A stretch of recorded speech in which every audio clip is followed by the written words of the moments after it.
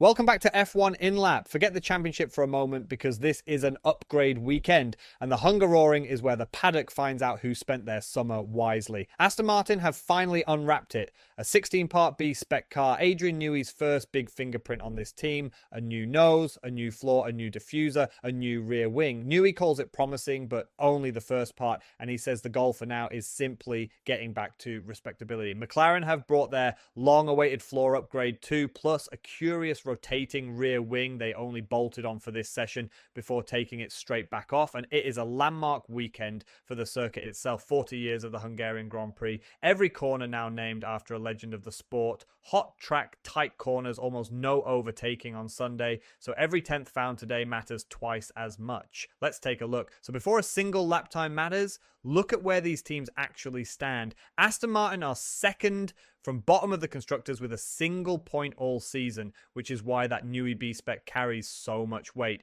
McLaren third and chasing brought a flaw of their own, and leaders Mercedes are calmly sitting on a bigger upgrade until after the summer break. Everyone came here with something to prove. And what decides this weekend? The weather mostly. Saturday qualifying looks clear and dry at 28 degrees. Sunday's race warmer at 33, but still basically bone dry. The killer number is track temperature up around 43 degrees. That's hot. Cars that are hard on their rear tires will overheat and fall out of the window, so thermal degradation, not one lap pace, is the real currency here. Now the timesheet, Charles Leclerc led it a 1 minute 19.075 with Max Verstappen just under half a second back and Lewis Hamilton third. But look who's missing. Mercedes, the team leading the Constructors' Championship by 73 points, were nowhere. George Russell only fifth, a full second off the pace, and Frederick Vesti seventh. That is a puzzling read and an unrepresentative one. Kimi Antonelli wasn't even in the car. Vesti was on his first laps of the weekend, and a low fuel Friday headline lap can flatter anyone. So park the order for a moment,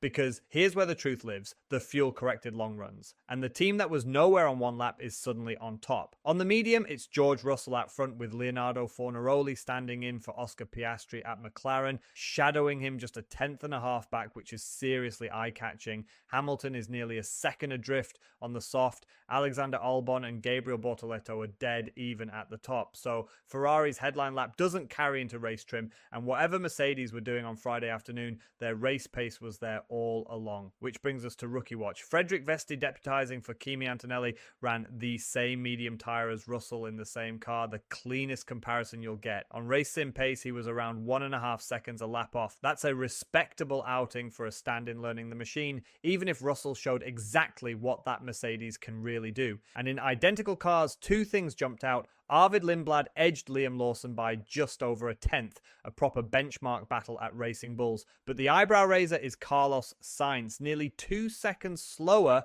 than Alexander Albon when he's normally the quicker of the two. That's a huge swing from his season norm. Off day, setup, or traffic, but definitely one to watch. Now the main event, Aston Martin's 16-part B-spec. And credit where it's due, this was their smallest gap to the session's fastest lap all season, 3.13%, beating their previous best from round 5. That is a genuine step towards the respectability Adrian Newey talked about. Early days, but the trend line is finally pointing the right way. But be fair about what hasn't changed. The lap profile shows their strength is sector 3, their weakness sector 1, and they were dead last on top speed at just 302. This aero package adds downforce, not straight line punch, and we can't prove much yet. Lance Stroll's upgraded car suffered a suspected rear suspension failure, a high-speed spin at turn 2 that red flagged the session with over 20 minutes left, and he missed FP2 entirely. Promising but unproven. So the takeaways: Leclerc grabbed the headline lap, but Russell's long run pace is the genuine threat for Sunday,